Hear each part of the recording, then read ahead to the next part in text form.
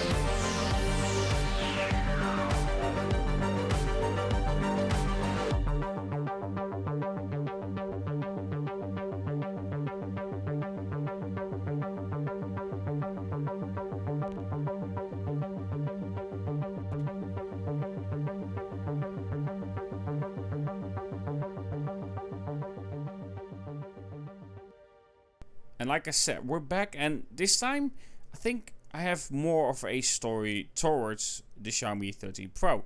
The Xiaomi 13 Pro, for instance, has the Snapdragon 8 Gen 2. And then we get the Dimensity 9200 in the Vivo X90 Pro, and here lies the difference. The Dimensity chip gets hot. The Vivo X90 Pro truly gets hot. Charge it up or play longevity games, it gets toasty. I don't think I can cook an egg on it. But it gets close.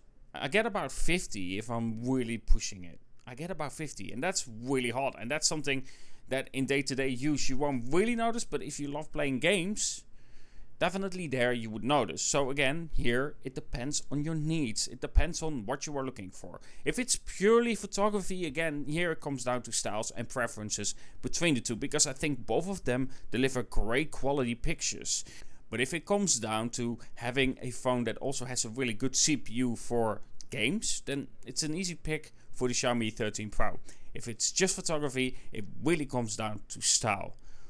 Also, if we add the Xiaomi 13 Ultra and the Vivo X90 Pro Plus, it's a whole different story, because the Vivo X90 Pro Plus does have that amazing fingerprint scanner, the 3D Sonic one, which is just every phone should have that from now on, especially flagships.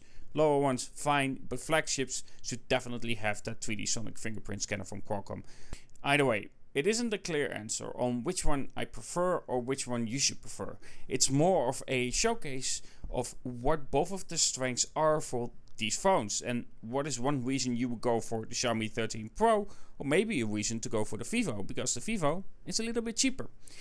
Either way, I hope this kind of helped, because I really don't want to push my view on which one you should get, especially when it comes to photography, because here a lot of time it depends on your needs, and both of them have a very different approach, and that makes it impossible for me to properly tell you which one you should go for.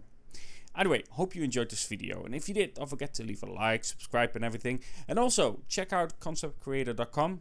I'm gonna sell my wallpapers on there, stay tuned, and also Shutterstock, but probably I will mainly focus on conceptcreator.com, where you can buy my wallpapers or shots that I've taken. Either way, have a good one, and talk to you guys in the next.